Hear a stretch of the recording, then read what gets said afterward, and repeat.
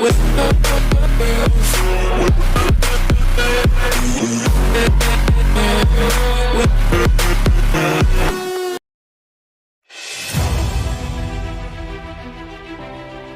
tukar Juventus untuk Mauro Icardi ditolak PSG.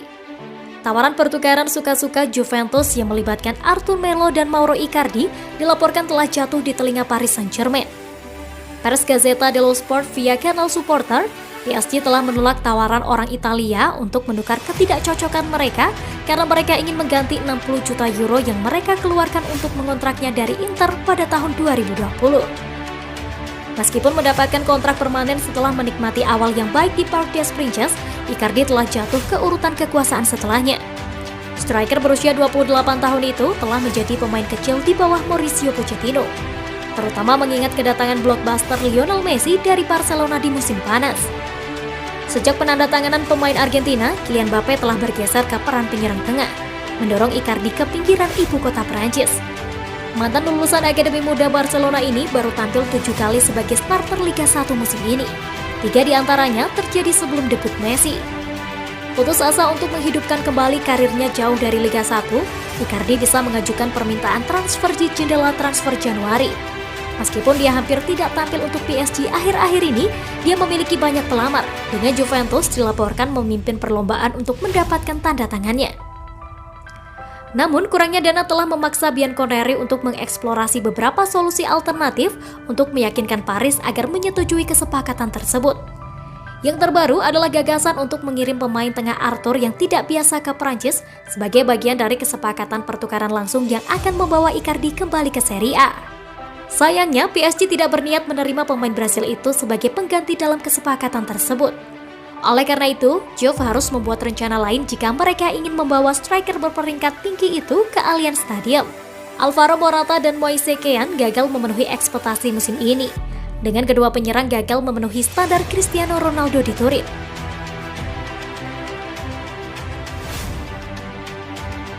Icardi telah muncul sebagai tujuan utama manajer Italia untuk jendela transfer mendatang.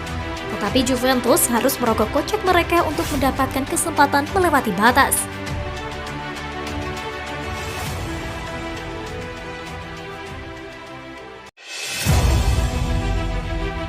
Ini adalah waktu yang paling tepat Messi kembali di skill tertinggi di Paris. Lionel Messi kesulitan memperlihatkan sentuhan magisnya bersama Paris Saint-Germain pada musim ini. Gelandang PSG Ander Herrera memiliki tips agar Messi tampil moncer. Lionel Messi resmi menyudahi 17 tahun karirnya bersama Barcelona. La Pulga terpaksa angkat kaki dari Barca karena tak bisa memperpanjang kontraknya yang berakhir pada 30 Juni 2021. Akibat aturan salary cap atau pembatasan gaji yang ditetapkan oleh La Liga. Berstatus bebas transfer, Messi diincar sejumlah klub top Eropa, mulai dari Atletico Madrid, Manchester City, Bayern Munchen, hingga Paris Saint-Germain. Lionel Messi pun akhirnya memutuskan untuk menerima pinangan dari PSG. Bersama Les Parisiens, Messi sepakat menandatangani kontrak berdurasi 2 tahun dengan opsi perpanjangan 1 tahun. Messi juga mendapatkan bayaran hingga 35 juta euro atau sekira 590 miliar rupiah per musimnya. Kehadiran Lionel Messi membuat lini serang PSG semakin ditakuti pada musim ini. Selain Messi, Paris Saint-Germain juga memiliki Kylian Mbappe dan Neymar di lini serang. Akan tetapi, Messi kesulitan memperlihatkan sentuhan magisnya bersama PSG. Dari 16 pertandingan yang sudah dijalani, pemain berusia 34 tahun tersebut baru mencetak 6 gol. Dari 6 gol tersebut, 5 diantaranya tercipta di ajang Liga Champions dan 1 gol lainnya terjadi di Liga 1. Banyak yang menganggap jika Lionel Messi tampil melempem karena belum bisa melupakan Barcelona. Selain itu, La Pulga juga tidak memiliki rekan setim yang memahami gaya bermainnya. Ander Herrera menilai Lionel Messi merupakan pesepak bola yang tak akan kesulitan beradaptasi dengan lingkungan yang baru. Meski begitu, Messi membutuhkan dukungan dari rekan setimnya agar bisa memperlihatkan permainan terbaik. Pemain selevel Messi mempersingkat waktu untuk penyesuaian diri. Dia akan bermain dengan cara yang sama di Prancis, Spanyol, Jepang, atau bahkan di Madagaskar, kata Herrera. Dia telah memenangkan Ballon d'Or ke-7 dan berlatih serta menikmati seolah-olah dia baru mulai bermain sekarang. Tidak ada tindakan pelatih yang dianggap sebagai lelucon. Lanjutnya, terkadang kita telah melihat versi terbaik Leo. seperti melawan Manchester City di kandang, tetapi saya menilai itu juga tanggung jawab semua pemain di sekitarnya. Kami harus menempatkan diri kami pada melayaninya untuk mendapatkan yang terbaik darinya. Biasanya pemain reguler harus beradaptasi dengan konteks baru. Sekarang sebaliknya, karena kita berbicara tentang pesepak bola terbaik dalam sejarah, ucap ex-gelandang Manchester United itu.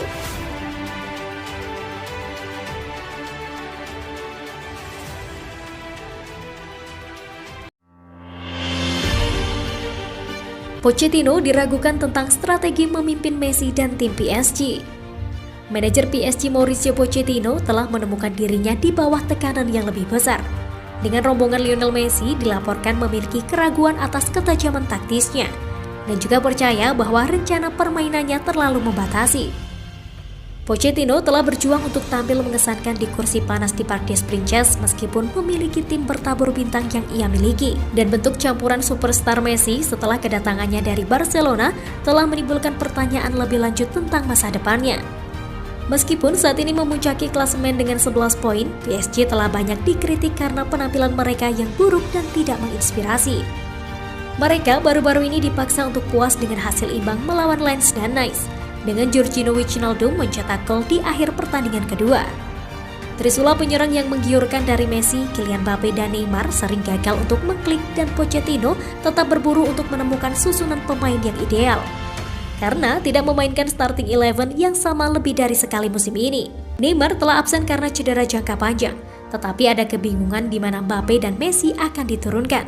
Akibatnya dan kekurangan Pochettino, rombongan pemegang Ballon d'Or 7 kali itu kini diragukan.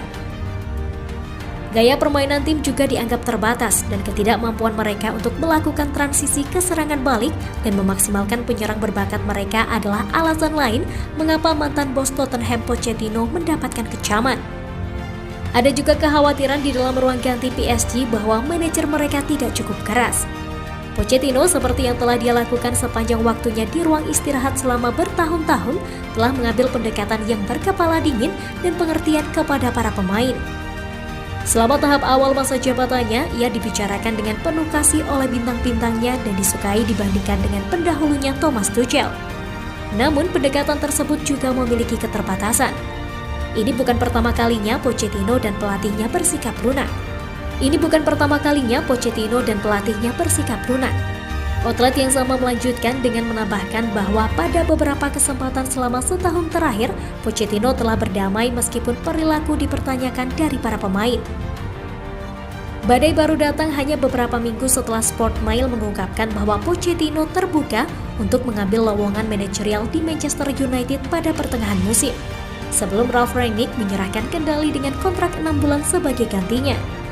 Dapat dipahami bahwa dia tidak bahagia dengan kehidupan di Paris dan telah berjuang untuk menghadapi ego besar di jajarannya, dengan Messi, Mbappe, dan Neymar di antara mereka. Menurut Televote, United akan mendaratkan Pochettino jika dua persyaratan terpenuhi. Mereka melaporkan bahwa PSG akan mengizinkan ahli taktik itu pergi jika United menghabiskan 17 juta euro untuk membelinya dari kontraknya saat ini, yang berlangsung hingga Juni 2023. Dan juga disebutkan bahwa PSG akan menyetujui kepergiannya begitu Zinedine Zidane siap turun tangan dan menandatangani kontrak untuk menjadi penggantinya.